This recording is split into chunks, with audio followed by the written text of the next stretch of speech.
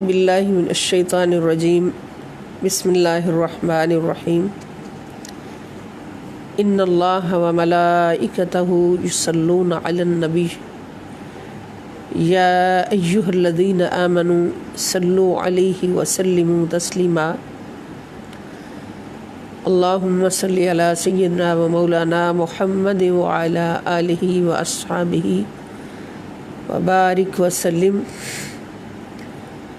قال رسول اللہ صلی اللہ تعالیٰ علیہ وسلم من صلی علی مرۃ صلی اللہ علیہ 10 مرات. آقا دو جہاں صلی اللہ تعالیٰ علیہ وآلہ وسلم کا ارشاد گرامی ہے کہ جس نے مجھ پر یعنی محمد مصطفیٰ صلی اللہ تعالیٰ علیہ وآلہ وسلم پر ایک بار درود پڑھا تو اللہ رب العزت اس مومن پر 10 بار درود بھیجتے ہیں. پیارے دوستو، آج ہماری خوش قسمتی ہے کہ رمضان المبارک کی گھڑیوں میں دوسرا جمعۃ المبارک آج ہمیں نصیب ہوا ہے، اور جمعۃ المبارک کی نسبت سے درود پاک کی فضیلت اللہ رب العزت کی بارگاہ اقدس سے اور رسول اللہ صلی اللہ تعالیٰ علیہ وآلہ وسلم کی بارگاہ اقدس سے ہمیں جب ملتی ہے تو پھر دل کرتا ہے کہ کثرت سے درود پڑھے، اور اللہ رب العزت کی چاہت بھی ہے، رسول اللہ صلی اللہ علیہ وآلہ وسلم کا ارشاد بھی ہے، حکم بھی ہے کہ درود و سلام کثرت سے پڑھا کرو. درود ایک ایسا ذکر ہے کہ جس ذکر سے کائنات کا کوئی گوشہ خالی نہیں. نبی کریم صلی اللہ تعالی وسلم پر درود پڑھنا ایک ایسا ذکر ہے کہ جس سے عرش سے فرش تک، شمال سے جنوب تک، مشرق سے مغرب تک کائنات کا کوئی گوشہ ذکر درود سے خالی نہیں. اس لیے کہ اللہ رب العزت خود فرماتے ہیں کہ ان اللہ، بے شک اللہ تعالی خود، و ملائکتہ، اور اس کے سارے فرشتے، جتنے بھی فرشتے کل کائنات میں جہاں جہاں ڈیوٹیاں لگی ہیں، ہر وقت ایک ذکر کرتے ہیں، یصلون علی النبی، کہ اللہ کے نبی محمد رسول اللہ صلی اللہ علیہ وآلہ وسلم پر ہر وقت درود بھیجتے ہیں، درود پڑھتے ہیں. اور پھر اللہ پاک فرماتے ہیں کہ یا ایھا الذین آمنوا، اے وہ لوگوں جو ایمان لائے ہو. ایمان والوں سے خطاب ہے. یہاں پر اللہ پاک نے قرآن کریم میں مختلف گروہوں سے نام لے کے خطاب فرمایا، جیسے کل ہم نے پڑھا قل یا ایھا الکافرون. تو جس چیز کی جو حیثیت ہے اس کے مطابق اللہ پاک نے اس کو خطاب فرمایا. تو یہاں پر اللہ تعالیٰ مومنین سے خطاب فرما رہے ہیں کہ یا ایھا الذین آمنوا، اے ایمان والو. اور میں نے عرض کیا تھا کہ ایمان اس کائنات میں مومن کی سب سے بڑی دولت ہے، سب سے بڑی ثروت ہے، جس کو مومن نے سنبھالنا ہے، اس کی حفاظت کرنی ہے. اور اس کی حفاظت کس طرح سے کرنی ہے کہ اللہ پاک فرماتے یا ایھا الذین آمنوا، اے ایمان کی دولت رکھنے والو، صلو علیہ، تم بھی ہر وقت نبی پاک صلی اللہ علیہ وآلہ وسلم پر درود بھیجا کرو. وسلموا تسلیما، اور کثرت کے ساتھ سلام بھی پیش کرتے رہا کرو. درود پڑھنے سے بھی زیادہ سلام عرض کرنے کا حکم دیا اس آیت مبارکہ میں اللہ پاک نے. اب سلام تو السلام علیکہ ایھا النبی ہم نے کہا، الصلاۃ والسلام علیکہ یا رسول اللہ کہا، سلام پیش ہو گیا. اور جب بھی ہم سلام پیش کرتے ہیں تو بارگاہ مصطفیٰ صلی اللہ تعالیٰ علیہ وآلہ وسلم سے جواب آتا ہے. سلام ہوتا ہی وہ ہے جس کا جواب مل جائے. اور جس کو سلام کیا جائے اس پر فرض ہے کہ وہ جواب دے، یہ بھی حدیث پاک سے ثابت ہے۔ اور حضور نے فرمایا جو سلام کا جواب نہیں دیتا اس کا شمار فاسقین میں ہو جاتا ہے۔ تو پھر یہ کیسے ہو سکتا ہے کہ امتی سلام کرے اور حضور جواب نہ دے؟ تو جہاں جہاں سے ہم سلام کرتے ہیں وہیں سے حضور علیہ الصلوۃ والسلام کی طرف سے جواب آتا ہے۔ ہم جہاں سے پکاریں وہیں وہ سنیں، ایسی اعلیٰ سماعت پہ لاکھوں سلام۔ یہ سلام ہو گیا، اور اس سلام کی کثرت کرنے کا اللہ پاک نے حکم دیا، سلموا تسلیما کہہ کر، حتیٰ کہ سلام کو نماز کے اندر رکھ دیا، اتحیات کے اندر رکھ دیا کہ السلام علیک ایھا النبی، یہ جملہ بولو، ورحمۃ اللہ وبرکاتہ، کہ نبی صلی اللہ علیہ وسلم آپ کو سلام ہو۔ اور کا صیغہ میں نے آپ کو بتا دیا تھا کہ واحد مذکر حاضر کا صیغہ ہے، اس کے لیے آتا ہے جو سامنے حاضر ہو، جو ہمیں تک رہا ہو، ہم اس کو دیکھ رہے ہوں۔ لیکن یہاں ہماری طاقت نہیں کہ ہم حضور کو دیکھیں، لیکن حضور ہمیں دیکھ رہے ہیں جب ہم سلام کرتے ہیں۔ اور نماز صرف مدینہ طیبہ میں تو نہیں پڑھی جاتی، نماز تو پوری دنیا میں پڑھی جاتی ہے، اور جہاں جہاں نماز پڑھی جاتی ہے وہاں وہاں السلام علیک ایھا النبی کی صدائیں نکلتی ہیں۔ اور جہاں جہاں نماز پڑھی جاتی ہے اور حضور علیہ السلام کو سلام پیش کیا جاتا ہے تو وہیں وہیں ہر امتی کو حضور علیہ السلام کا جواب بھی پہنچتا ہے۔ اب یہ کیسے ہوتا ہے کہ حضور ہر جگہ موجود ہیں، یا مدینہ سے سنتے اور جواب دیتے ہیں، یہ خدا جانے یا مصطفیٰ جانے صلی اللہ علیہ وسلم۔ ہمیں اتنا پتہ ہے کہ ہم جہاں سے پکاریں وہیں وہ سنیں، ایسی اعلیٰ سماعت پہ لاکھوں سلام۔ اور جہاں تک درود کا تعلق ہے، جس کے لیے صلاۃ کا لفظ آیا، نماز کے لیے بھی میں نے پہلے عرض کیا تھا کہ نماز کے لیے بھی اللہ پاک نے صلاۃ کا لفظ رکھا عربی میں، اور درود کے لیے بھی صلاۃ کا لفظ رکھا، اس لیے کہ درود نماز کی جان ہے اور قبولیت کی بنیاد ہے، درود اور سلام۔ تو درود بھیجنے کا مطلب کیا ہے؟ جب اللہ تعالیٰ ہمیں حکم دیتے ہیں کہ میرے نبی پر درود بھیجو، تو جب پوچھا گیا کیسے درود بھیجا جائے تو نبی کریم صلی اللہ تعالی وسلم کے وسیلہ سے اللہ پاک نے مجھے طریقہ سکھایا کہ درود ایک ایسا عمل ہے جو بندو تمہاری طاقت نہیں، تم میرے نبی پر درود نہیں بھیج سکتے، یہ عمل ادا نہیں کر سکتے، تم اللہ سے عرض کیا کرو، کہا کرو اللہم صلی علی سیدنا محمد وعلی آل سیدنا محمد، اللہم بارک علی سیدنا محمد وعلی آل سیدنا محمد۔ جس طرح سے بھی درود پڑھنا ہے، جون سا بھی درود پڑھنا ہے، تو اللہم صلی علی سیدنا محمد کہہ کے پڑھنا ہے۔ مطلب کیا کہ اے اللہ تو درود بھیج ہمارے سردار، ہمارے آقا، ہمارے مولا حضرت محمد صلی اللہ علیہ وآلہ وسلم پر اور آپ کی آل پر۔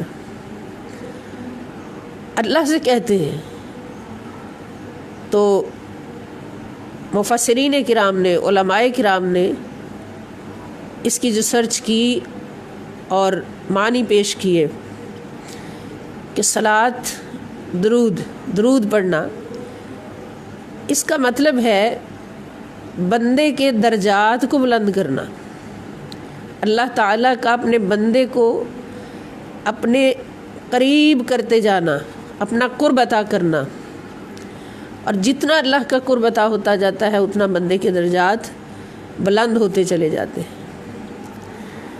تو حضور علیہ السلام کے درجات کو بلند کرنا سوائے خدا کی کس کی شان ہے؟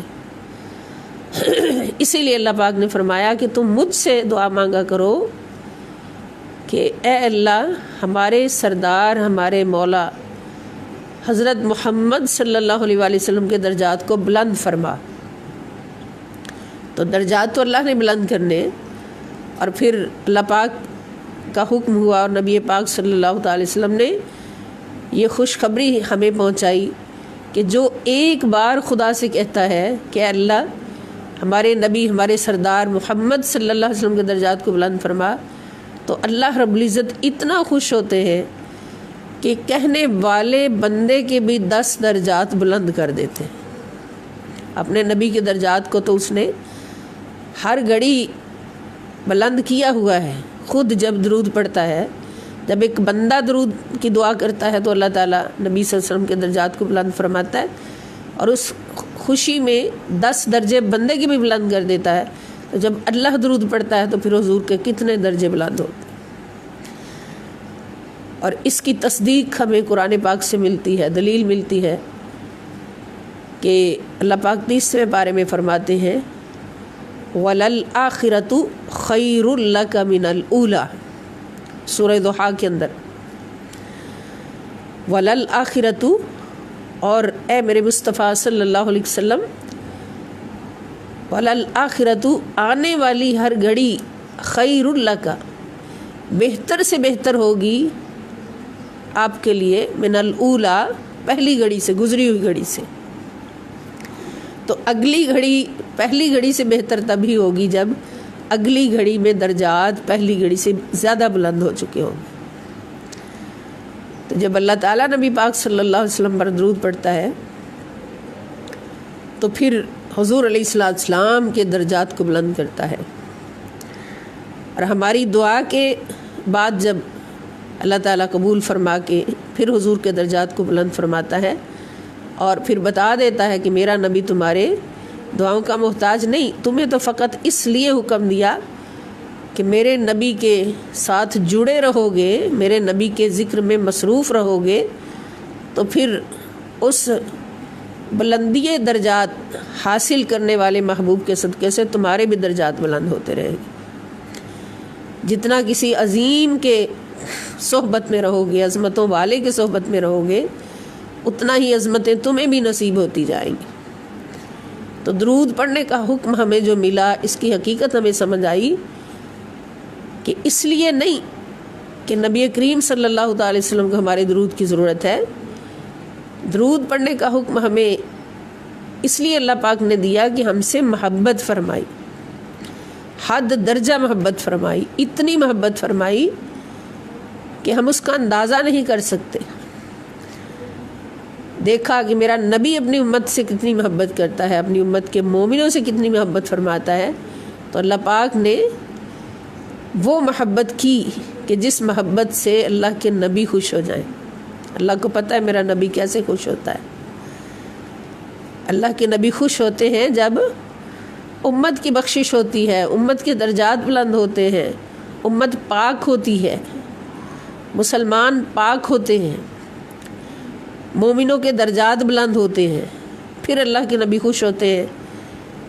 اور ہمیشہ پوری زندگی ظاہری حیات طیبہ دنیا کی نبی پاک صلی اللہ تعالی وسلم کی ہمارے سامنے ہے کہ ہماری ہی پاکیوں کے لیے، ہماری ہی بخششوں کے لیے اور ہمارے ہی درجات کی بلندی کے لیے حضور علیہ السلام نے ہمیشہ دعائیں فرمائیں۔ اپنے پیدا ہونے سے لے کے آخری دم تک، حتیٰ کہ قبر انور میں بھی اتارا گیا تو وہاں بھی حضور علیہ السلام کے ہونٹ مبارک ہلتے ہوئے حضرت مولا علی شیر خدا رضی اللہ تعالیٰ نے دیکھے تو فوراً اپنے کان حضور کے ہونٹ مبارک کے ساتھ لگا دیے، سنا جو کچھ حضور بول رہے تھے، تو مولا علی روتے ہوئے قبر انور سے باہر آئے، اتنا روئے۔ لوگوں نے پوچھا علی کیا ہوا ہے، کیا سنا ہے؟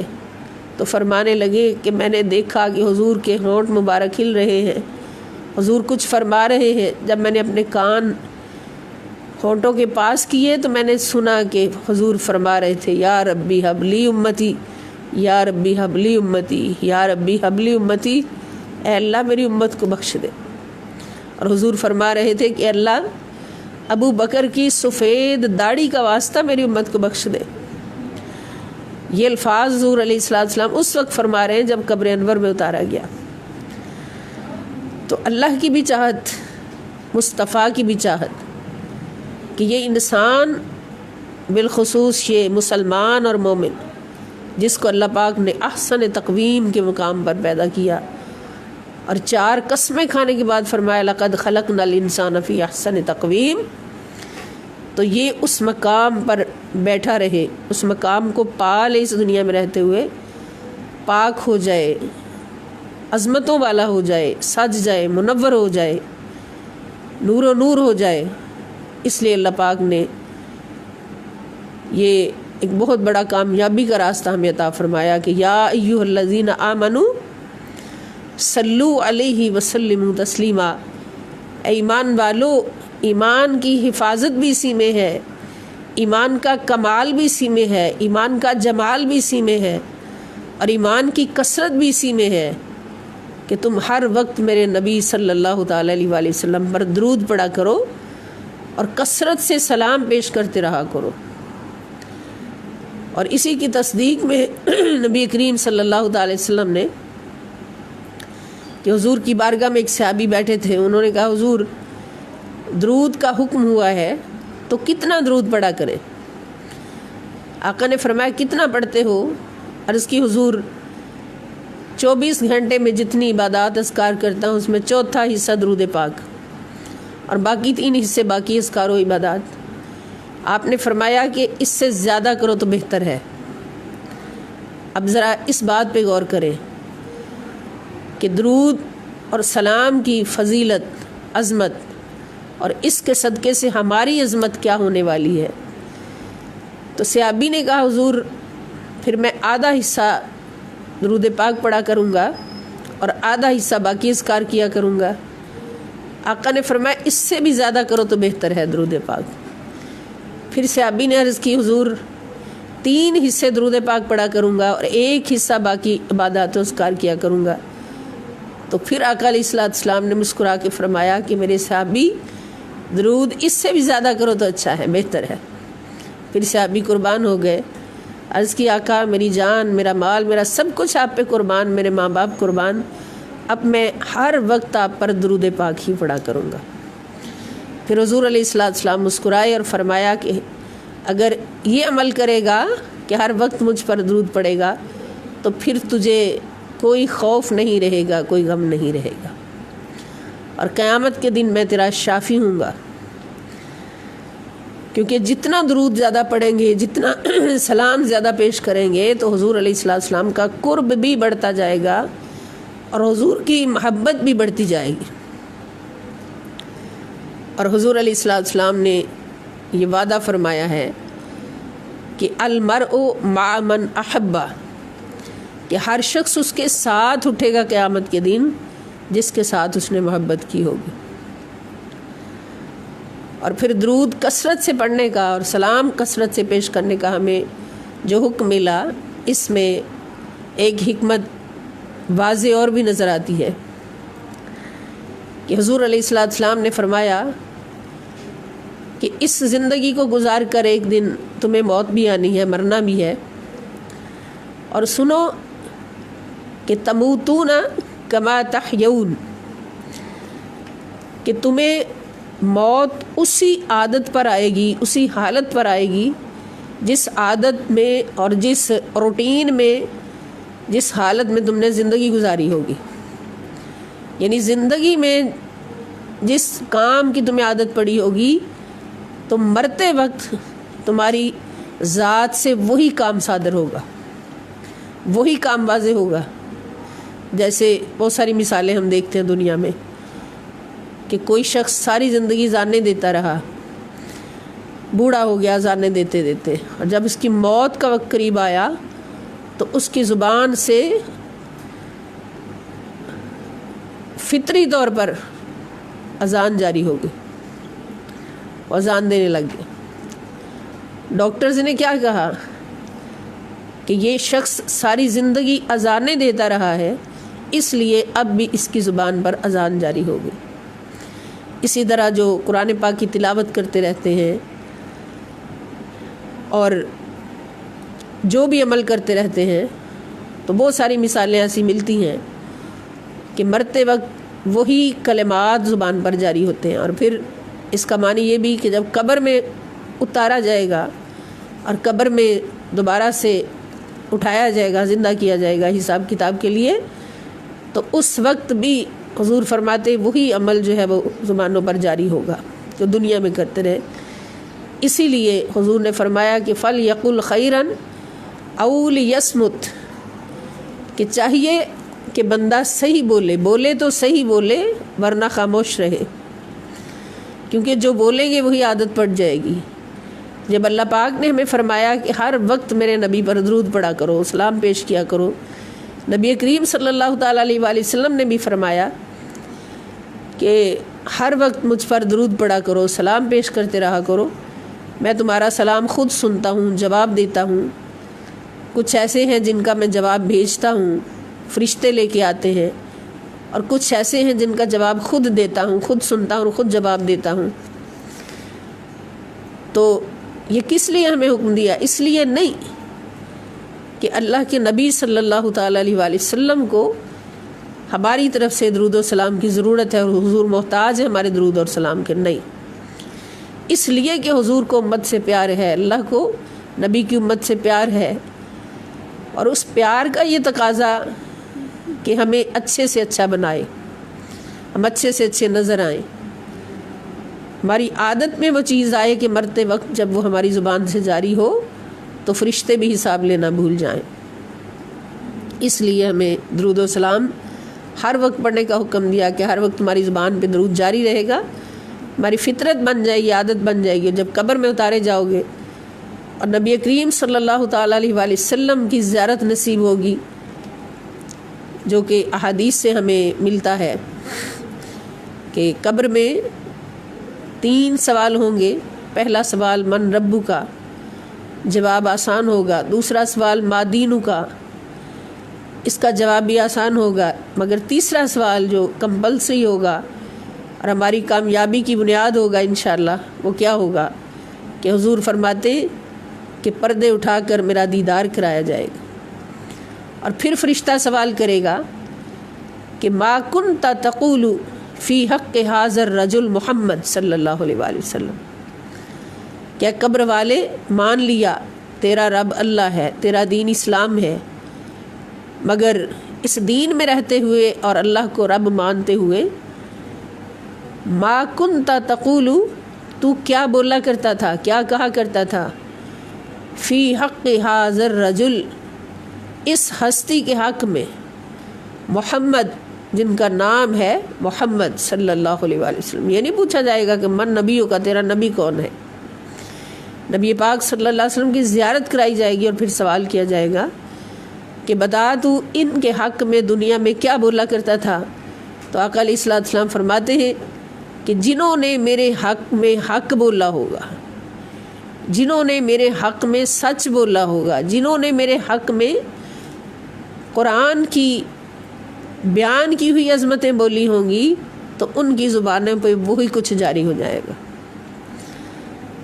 جو میرے حق میں کیا ہوگا وہی ان کی زبانوں پہ جاری ہو جائے گا. تو یہاں ہم سوچیں کہ اللہ پاک ہمیں کثرت سے درود و سلام پڑھنے کا حکم کیوں دیتے ہیں؟ اس لیے کہ دنیا میں جب ہم کثرت سے درود و سلام پڑھتے رہیں گے تو پھر یہی درود و سلام پڑھنا قبر میں اس سوال کے جواب میں ہماری زبانوں پہ جاری ہو جائے گا اور ہماری بخشش کی بنیاد بن جائے گا. اور حضور فرماتے ہیں کہ جنہوں نے میرے حق میں غلط بولا ہوگا، میری شان کو گھٹایا ہوگا، نعوذ باللہ، کروڑ بار نعوذ باللہ، گھٹانے کی کوشش کی ہوگی،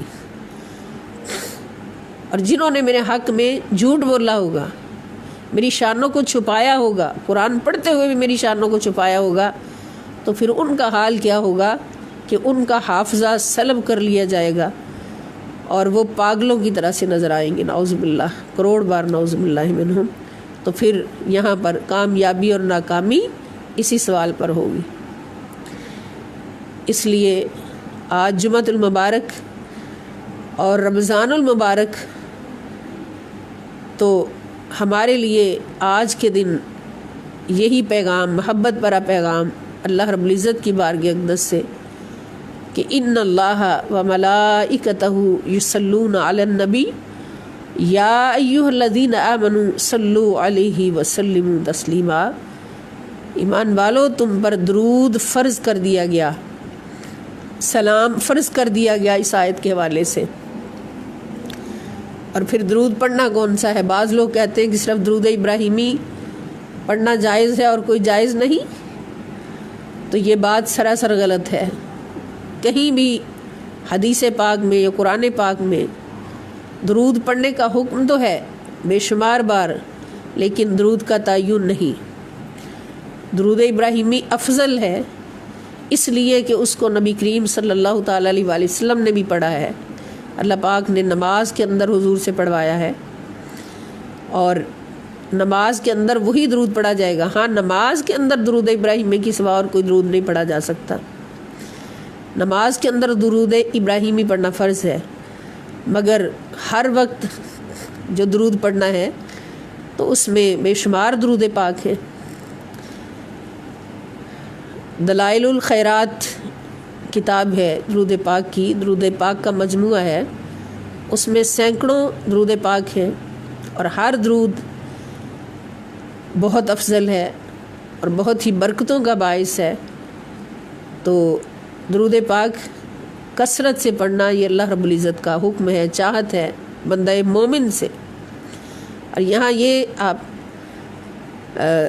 ذہن میں رکھیں کہ خطاب یا ایھا الذین آمنو سب سے اعلیٰ گروہ سے ہے، انسانوں کا سب سے اعلیٰ گروہ جو ہے وہ مومنین کا گروہ ہے، کسی عام مسلمان سے نہیں جو درود سے انکار کرنے والا، اس سے نہیں خطاب مومنین سے ہے۔ اور مومن کون ہے؟ جس کا سب کچھ نبی کریم صلی اللہ تعالیٰ علیہ وآلہ وسلم کی محبت پر قربان ہے، جو اتباع رسول کا مجسم ہے، جو نبی کی محبت میں مر مٹنے والا ہے، قربان ہونے والا ہے، سب کچھ قربان کرنے والا ہے۔ تو اس کے ایمان کی حفاظت کہاں ہے؟ کثرت درود پاک میں۔ جتنا ہم کثرت سے درود پاک پڑھیں گے اتنا ہی ہمارا ایمان جو ہے وہ ایمان کے چوروں سے محفوظ رہے گا۔ اللہ پاک ہمیں درود پاک کثرت سے پڑھنے کی توفیق عطا فرمائے، اور خاص طور پر جمعہ المبارک کے دن حضور علیہ السلام فرماتے کہ جمعہ المبارک کے دن جو درود پاک پڑھا جاتا ہے وہ خاص طور پر میری بارگاہ میں پیش ہوتا ہے، اور میں دیکھتا ہوں، خوش ہوتا ہوں، اور پھر ان لوگوں کی طرف نظر رحمت کرتا ہوں۔ اور اللہ رب العزت تو وعدہ ہے، من صلی علیہ مرتن صلی اللہ علیہ عشر مرات، درود پڑھنے کا حکم کیوں دیا اللہ پاک نے؟ حضور فرماتے کہ تم ایک بار میرے نبی پر درود پڑھتے ہو تو اللہ تعالیٰ 10 بار تم پر درود پڑھتا ہے ایک کے بدلے۔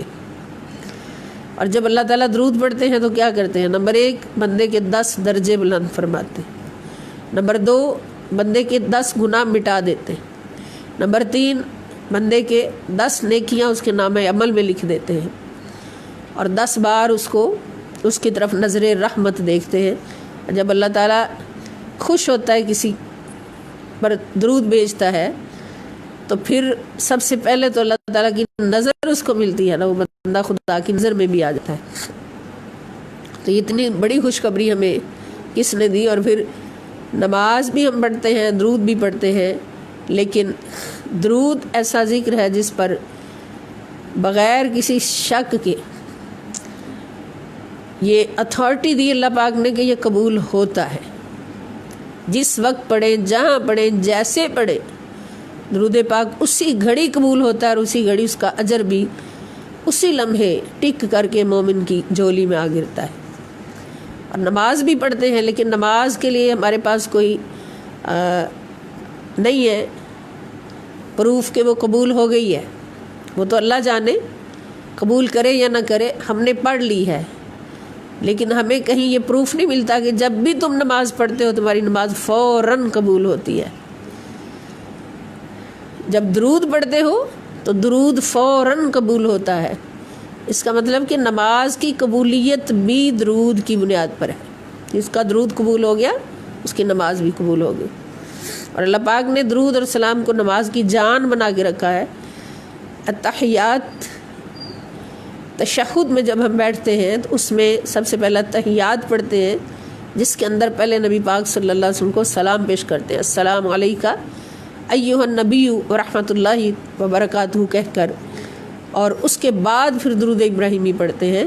اس سے پتہ چلا کہ سلام کو پہلے رکھا اللہ پاک نے، درود کو بعد میں رکھا، اور دونوں کو ہی نماز کی قبولیت کی بنیاد بنایا۔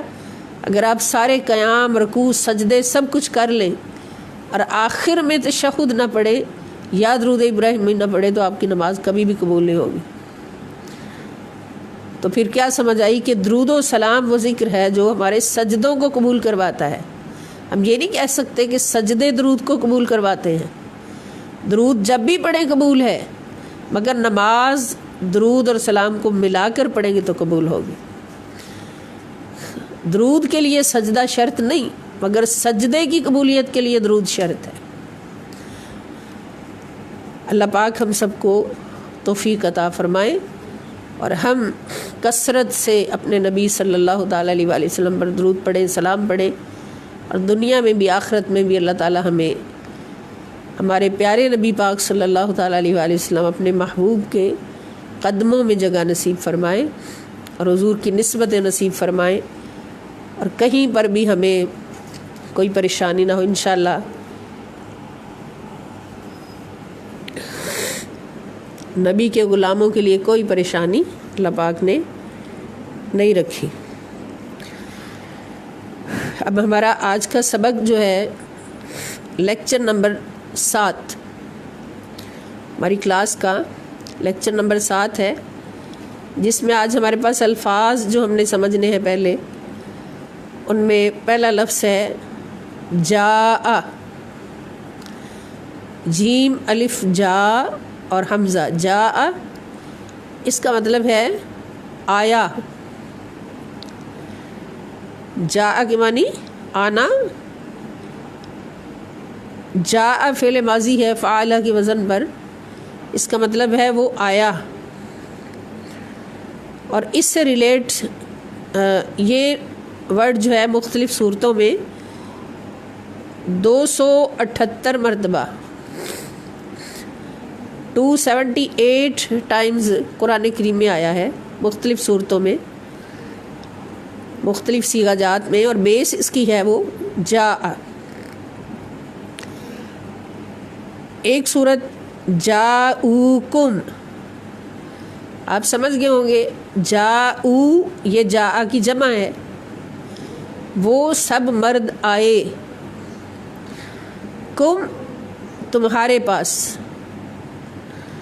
کم بھی جمع مذکر حاضر کی ضمیر ہے، جیسے تم اور کم، ان دونوں کا مطلب تم ہے۔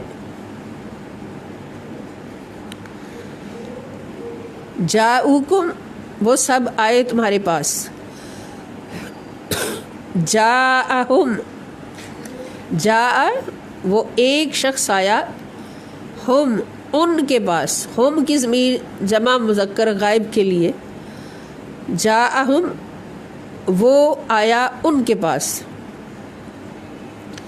جاءنا، جاء وہ آیا کے پاس، اس کا معنی سے یاد ہو گیا ہوگا نا کا۔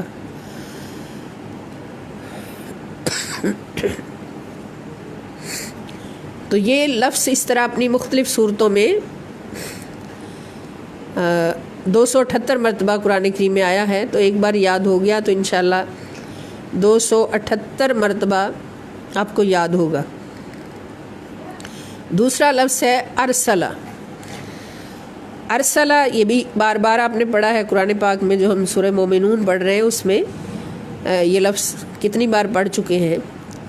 ارسلہ یہ بھی فعل ماضی کا صیغہ ہے، افعل کے وزن پر، اس کا مطلب ہے بھیجا، اسی سے ارسال بنتا ہے، ارسال کے معنی بھیجنا، ارسال کرنا، ارسلہ بھیجا۔ یہ 130 مرتبہ قرآن کریم میں آیا، یہ لفظ 130 مرتبہ قرآن کریم میں آیا ہے، مختلف صورتوں میں، مختلف صیغوں میں، جن میں سے ایک ہے ارسلنا، جو ابھی ہم نے کئی بار پڑھ چکے ہیں قرآن کریم پڑھتے ہوئے، ارسلنا، نا کی معنی ہم نے بھیجا، ارسلنا ہم نے بھیجا۔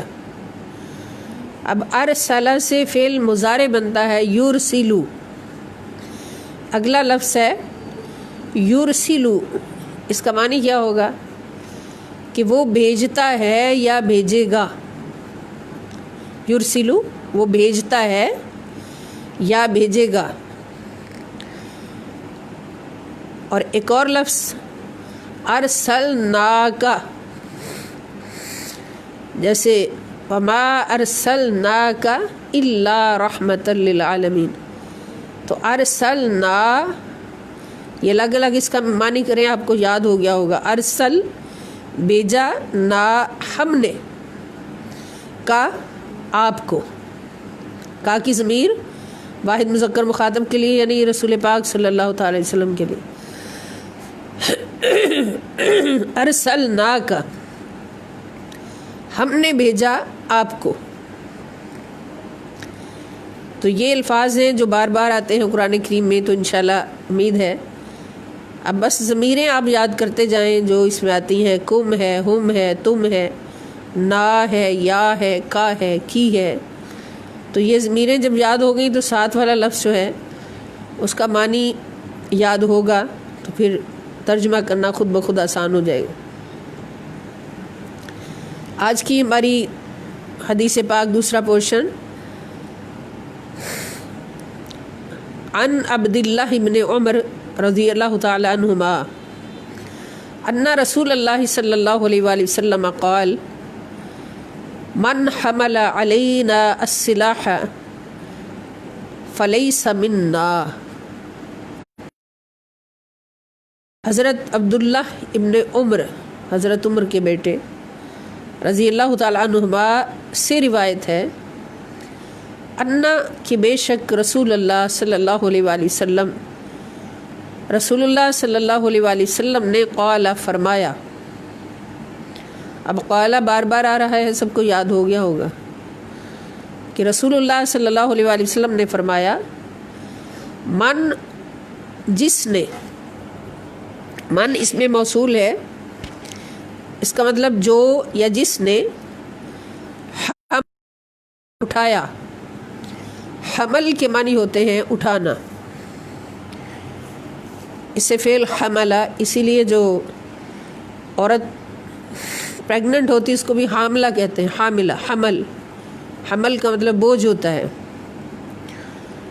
تو حملہ فعل ماضی ہے، اٹھایا، بوجھ اٹھانا. علینا، علی پر، نا ہم، ہمارے اوپر. جس نے ہمارے اوپر اٹھایا. ہمارے سے مراد کیا؟ نبی کریم صلی اللہ علیہ وسلم نے جو ہمارے فرمایا، اس سے مراد ہے تمام مسلمانوں پر. السلاح، اسلحہ، اسلحہ. فلیسا پس نہیں ہے، لیسا جہاں بھی آئے گا اس کا مطلب ہوگا نہیں. مذکر کے لیے ہوگا تو لیسا، مؤنث کے لیے ہوگا تو لیست، آخر میں تا ساکن ہوگی، لیست مؤنث کے لیے ہوگا. فلیسا پس نہیں ہے وہ، منا ہم میں سے، من سے نا ہم، یعنی اس کا ہمارے ساتھ کوئی تعلق نہیں، وہ میری امت میں سے ہی نہیں.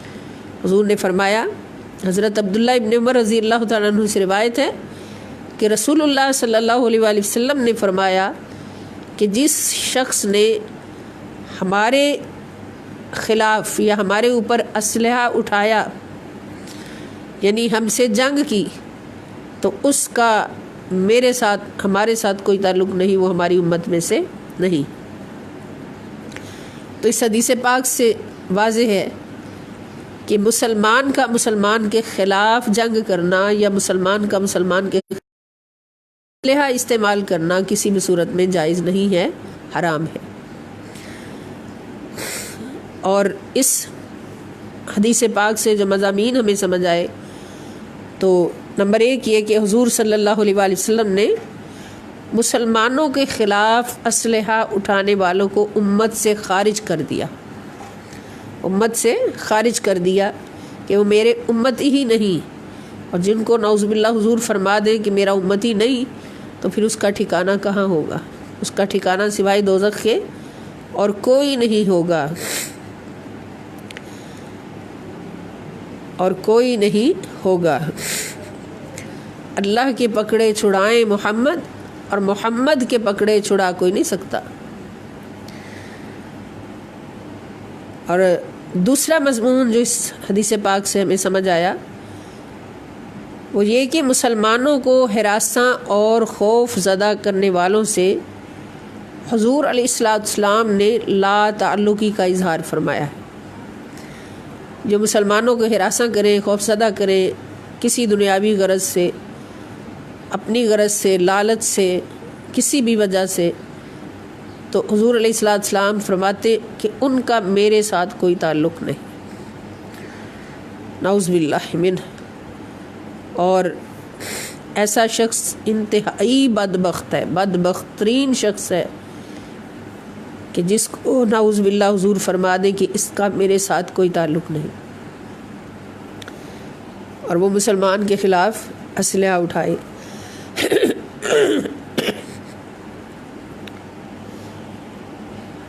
اور اس کی سزا جہنم ہے۔ کل بھی ذکر ہوا تھا اس میں کہ من قتل مؤمنا متعمدا فجزاؤہ جہنم، کہ جس نے کسی مومن کو جان بوجھ کر قتل کیا اس کی سزا جہنم ہے۔ تو اللہ پاک ایسے لوگوں کے قریب ہونے سے بھی ہمیں بچائے اور سب کو ہدایت عطا فرمائے، تمام مسلمانوں کو، کہ وہ محبت پیار سے مل کر رہے، ایک دوسرے کے دکھ بانٹے، دکھ دے نہیں بلکہ دکھ بانٹے۔ تو اس حدیث پاک کو بھی ہم پڑھ لیتے ہیں تاکہ یاد ہو جائے۔ عن عبداللہ ابن عمر رضی اللہ تعالی عنہما ان رسول اللہ صلی اللہ علیہ وسلم قال من حمل علینا السلاح فلیس منا۔ عن عبداللہ ابن عمر رضی اللہ تعالی عنہما ان رسول اللہ صلی اللہ علیہ وسلم قال من حمل علینا السلاح فلیس منا۔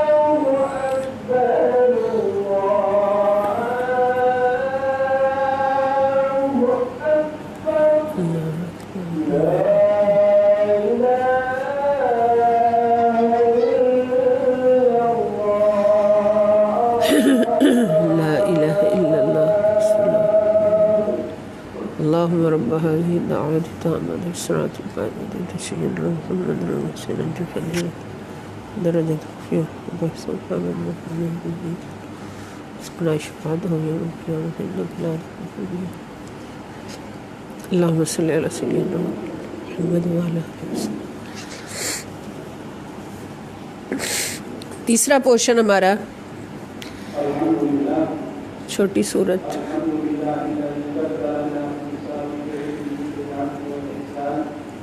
قرآن کریم کی چھوٹی سورت سورۃ النصر جو آج ہم نے پڑھنی ہے۔ بسم اللہ الرحمن الرحیم۔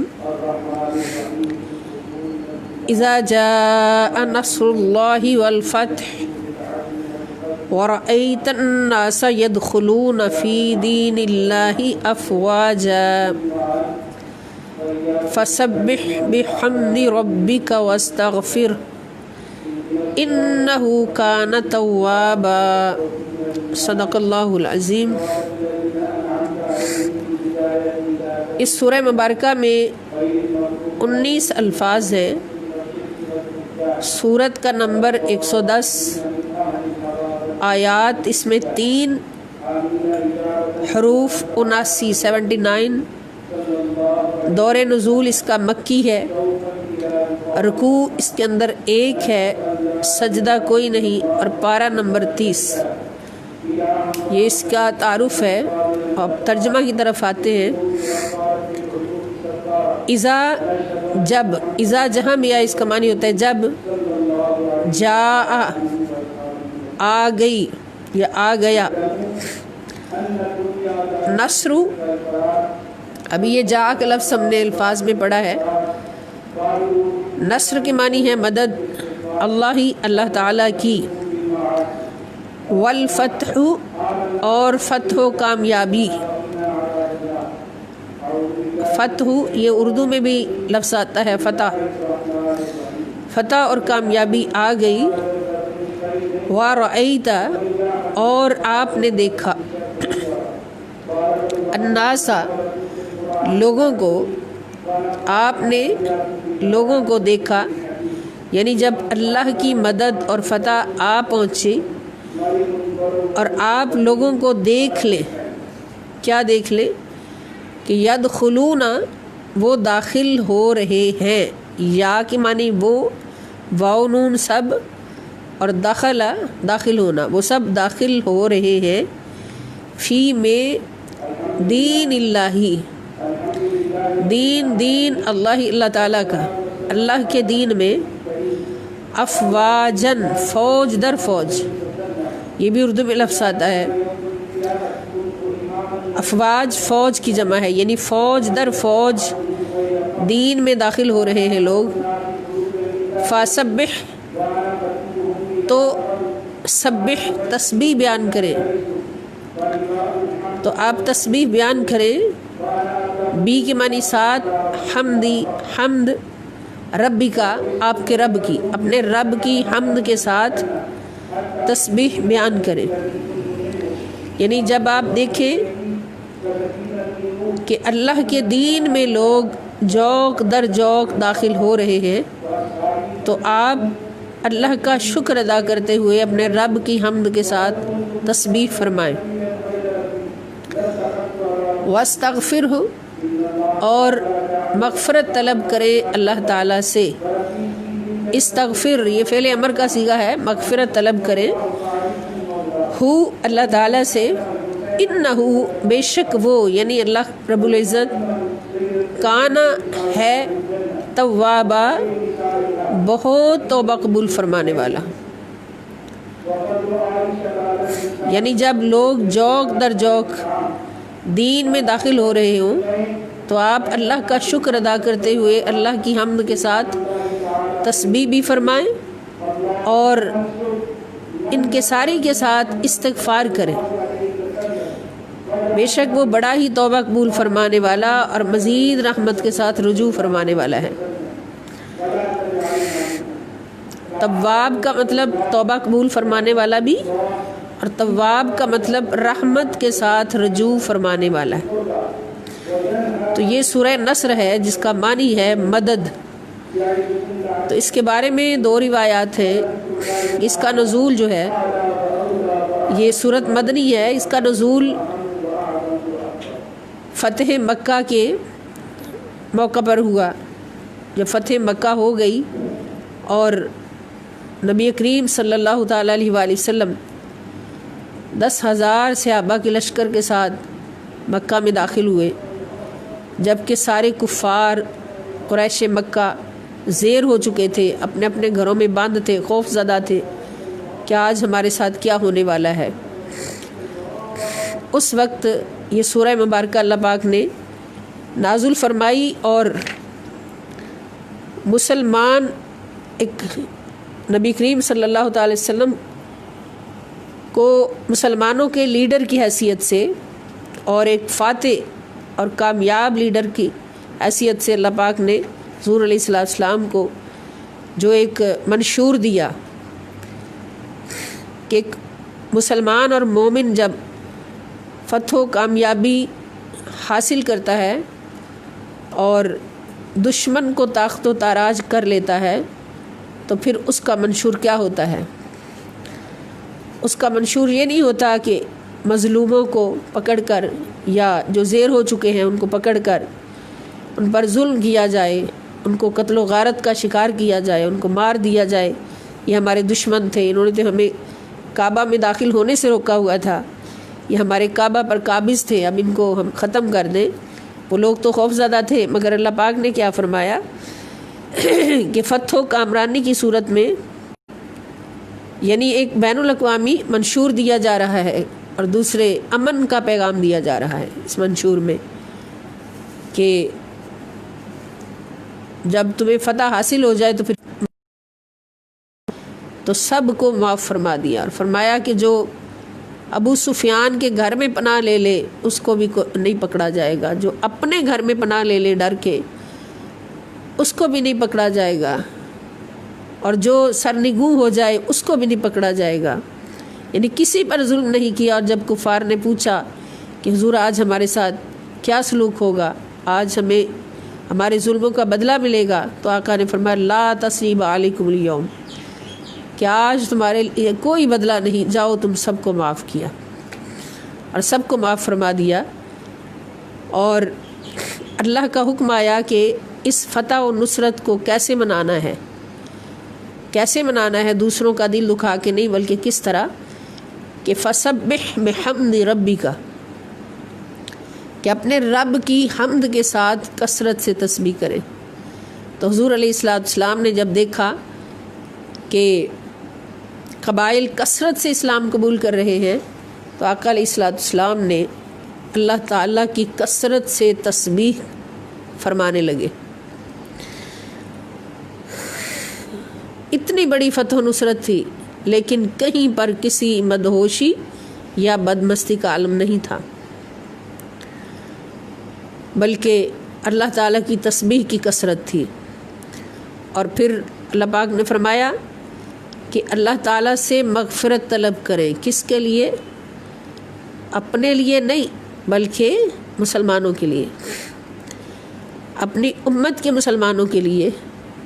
اب یہ مغفرت طلب کرنے کا جو حکم اللہ پاک نے نبی کریم صلی اللہ تعالی وسلم کو دیا، وہ حضور علیہ السلام کے لیے نہیں بلکہ حضور کی وساطت سے اللہ تعالیٰ نے فرمایا کہ آپ اپنی امت کے مسلمانوں کے لیے اور اپنے لشکر کے مسلمانوں کے لیے مغفرت طلب کریں کہ اگر کسی سے کوئی غلطی ہو تو اللہ تعالیٰ اس کو معاف فرما دے۔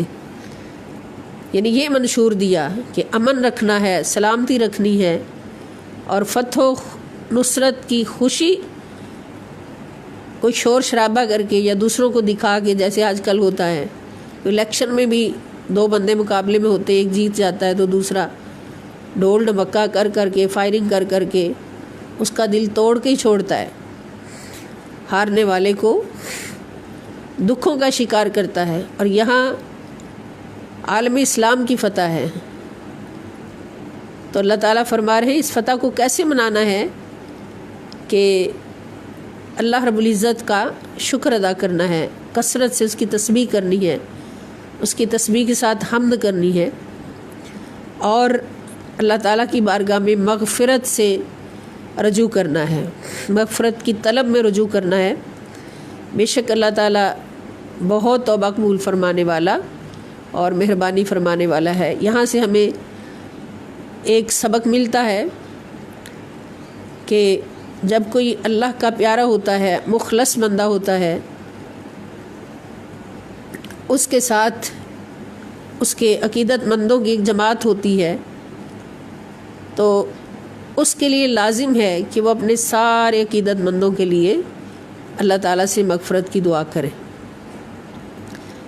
کیونکہ اس کی صحبت کا فیض اسی صورت میں ہوگا کہ اگر ان کے عقیدت مندوں میں یا پاس بیٹھنے والوں میں کوئی گناہ گار بھی ہو ہمارے جیسا تو وہ بھی بخشا جائے، ان کی دعا سے وہ بھی بخشا جائے۔ اور اس سے ہمیں یہ بھی راستہ ملا کہ ایسے ہستیوں کی دعائیں اللہ تعالیٰ قبول فرماتے ہیں، اور جب وہ اپنے پاس بیٹھنے والوں کے لیے، اپنے لشکریوں کے لیے، اپنے صحابہ کے لیے اللہ تعالیٰ سے مغفرت مانگتے ہیں تو اللہ تعالیٰ خوش ہو کے سب کو معاف فرما دیتا ہے۔ اور اس سے ہمیں حضور علیہ السلام کے وسیلے کا بھی پتہ چلا کہ حضور ہمارے لیے بخششوں کا وسیلہ ہے۔ اللہ پاک حضور سے فرماتے ہیں کہ اپنی امت کے مسلمانوں کے لیے آپ مغفرت طلب کریں، اللہ تعالیٰ معاف فرمائیں گے۔ اللہ پاک ہمیں اس سورہ مبارکہ کا پیغام سمجھنے کی بھی توفیق عطا فرمائیں، اور اس میں جو احکام ہمارے اوپر لاگو ہوتے ہیں ان کو بھی سمجھنے کی توفیق عطا فرمائیں۔ اللہ تعالیٰ اگر ہمیں کوئی عروج عطا فرمائے تو اس میں تکبر نہیں ہونا چاہیے، اس میں دوسروں کا دل دکھانے والی، ریاکاری والی کوئی بات نہیں ہونی چاہیے، بلکہ جتنی عظمت ملے اتنا ہی سر جھکنا چاہیے، جتنی عظمت ملے اتنا ہی سر جھکنا چاہیے۔ اور یہی سنت رسول پاک صلی اللہ تعالیٰ علیہ وآلہ وسلم کہ آپ جب مکہ شریف میں داخل ہوئے تو سر بلند تھا حضور کا، لیکن عاجزی سے حضور نے اپنا سر مبارک اللہ کی بارگاہ میں جھکایا ہوا تھا، اور اللہ کے بندوں کے لیے پیار اور محبت کا جو نمونہ حضور نے اس وقت پیش فرمایا اس کی مثال پوری دنیا میں نہیں ملتی۔ تو یہی سبق ہے ہمارے لیے۔ اللہ تعالی ہم سب کو توفیق عطا فرمائے۔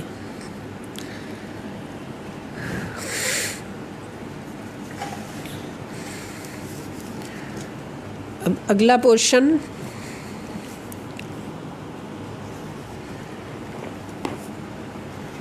نمبر 4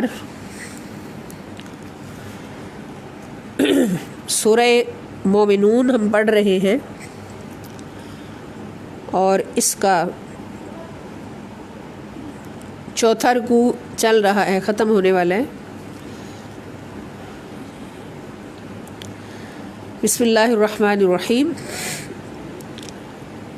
وَإِنَّ الَّذِينَ لَا يُؤْمِنُونَ بِالْآخِرَةِ عَنِ الصِّرَاطِ لَنَاكِبُونَ۔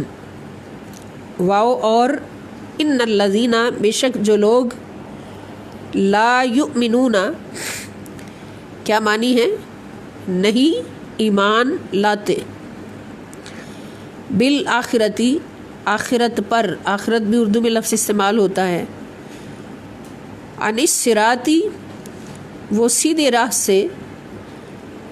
راہ سے، لناکبون، کتراتے رہتے ہیں، سیدھی راہ سے بچتے رہتے ہیں، کتراتے رہتے ہیں۔ وَلَوْ رَحِمْنَاهُمْ وَكَشَفْنَا مَا بِهِمْ مِنْ ضُرٍّ لَلَجُّوا فِي طُغْيَانِهِمْ يَعْمَهُونَ۔ وَلَوْ، اور اگر، رحمناہم، رحمنا، رحم نہ ہم رحم کر دیں، ہم ان پر، وکشفنا، اور دور کر دیں، ما جو، بہم ان کے ساتھ، من ضرٍ کوئی تکلیف ہے، اور ان کے ساتھ لگی ہوئی تکلیف کو ہم دور کر دیں، للجو، تو پھر وہ پکے ہو جاتے ہیں، فی طغیانہم، اپنی سرکشی میں، یعمہون، بھٹکتے ہوئے۔ اگر ہم ان پہ رحم کرتے ہوئے ان کی تکلیف کو دور کر دیں تو پھر وہ اپنی سرکشی میں اور پکے ہو جاتے ہیں، وہ سمجھتے ہیں کہ ہم ٹھیک راستے پر ہیں، جو ہماری تکلیف دور ہو گئی ہے، تو وہ اور پکے ہو جاتے ہیں۔ یہ ان کی بات جو ایمان والے نہیں ہیں۔ وَلَقَدْ أَخَذْنَاهُمْ بِالْعَذَابِ فَمَا اسْتَكَانُوا لِرَبِّهِمْ وَمَا يَتَضَرَّعُونَ۔ وَلَقَدْ، اور بے شک، أَخَذْنَاهُمْ، ہم نے ان کو پکڑ لیا، بالعذابی عذاب کے ساتھ عذاب دے دیا ان کو، فمستکانوا تو پھر بھی وہ نہیں جھکے، انہوں نے عاجزی اختیار نہیں کی، لربہم اپنے رب کے سامنے۔ آج بھی ہم دیکھ رہے ہیں کہ اس وبا کو کون کون کس صورت میں لے رہا ہے۔ جو مومن ہیں، اللہ سے ڈرنے والے ہیں، وہ اللہ کا عذاب سمجھ کر اللہ تعالیٰ کی بارگاہ میں رجوع کیے ہوئے ہیں، رو رو کے معافیاں مانگ رہے ہیں، مگر جو ایمان سے خالی ہیں نعوذ باللہ، ان کا اس وقت بھی حال دیکھ لیں بالکل یہی ہے کہ ابھی بھی وہ رب کے آگے جھکنے کے لیے تیار نہیں ہے۔ جب ہم نے ان کو عذاب سے پکڑا تو پھر بھی وہ اللہ کی بارگاہ میں نہیں جھکے، انہوں نے عاجزی اختیار نہیں کی، وما یتضرعون اور نہ ہی وہ گڑ گڑاتے ہیں، اللہ کی بارگاہ میں گڑ گڑاتے نہیں۔ اب یہ پہچان ہوگی ان لوگوں کی جو ایمان سے خالی ہیں، جو عذاب آنے پر بھی اللہ کی بارگاہ سے گڑ گڑا کر معافی نہ مانگے۔ حتیٰ اذا فتحنا علیہم بابا ذا عذاب شدید اذا ہم فیہ مبلسون، حتیٰ یہاں تک کہ اذا جب فتحنا ہم نے کھول دیا، علیہم ان پر، بابن دروازہ، ذا عذاب شدید شدید عذاب کا، اذا ہم پھر وہ، فیہ اس میں، مبلسون مایوس پڑے رہیں گے۔ جب ہم نے ان پر شدید عذاب کا دروازہ کھول دیا تو پھر وہ اس میں مایوس پڑے رہیں گے۔ یہ ایمان سے خالی لوگوں کی پہچان ہے کہ اللہ کی بارگاہ میں نہ تھوڑی تکلیف پر رجوع کریں گے، اس سے زیادہ تکلیف آئی پھر بھی نہیں رجوع کریں گے، حتیٰ کہ بڑا عذاب بھی آ جائے تو وہ اللہ کی بارگاہ میں رجوع نہیں کریں گے۔ اور جو مومن ہیں وہ تو تھوڑی سی تکلیف پر بھی اللہ کی بارگاہ میں گڑ گڑاتے ہیں، روتے ہیں، آنسو بہاتے ہیں، سجدے کرتے ہیں، دعائیں کرتے ہیں۔ تو یہ ایمان کی پہچان ہے، ایمان والوں کی پہچان ہے۔ اللہ پاک ہمیں اس سبق کو اپنی زندگی پر لاگو کرنے کی توفیق عطا فرمائے۔ وما علیہ الا البلاغ۔ والسلام علیکم ورحمۃ اللہ وبرکاتہ، وإلی اللقاء ان شاء اللہ تعالی۔